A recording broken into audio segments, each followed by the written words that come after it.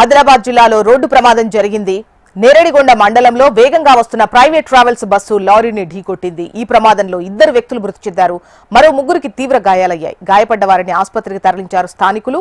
Private bus Hyderabad నుంచి UP వెళుతుండగా ఈ ప్రమాదం జరిగింది. ప్రమాద సమయంలో బస్సులో 60 మంది ప్రయాణికులు ఉన్నట్లుగా తెలుస్తోంది.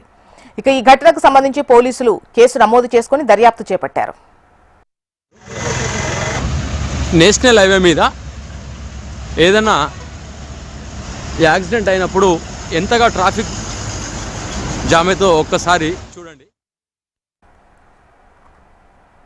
ఆదిలాబాద్ జిల్లాలో రోడ్డు ప్రమాదం జరిగింది. నేరేడిగొండ మండలంలో వేగంగా వస్తున్న ప్రైవేట్ ట్రావెల్స్ బస్సు లారీని ఢీకొట్టింది. ఈ ప్రమాదంలో 2 వ్యక్తులు చనిపోయారు. మరో 3కి తీవ్ర గాయాలయ్యాయి.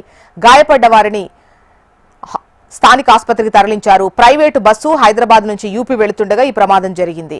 ప్రమాద సమయంలో బస్సులో 60 మంది ప్రయాణికులు ఉన్నట్టుగా తెలుస్తోంది. పోలీసులు కేసు నమోదు చేసుకుని దర్యాప్తు చేస్తున్నారు.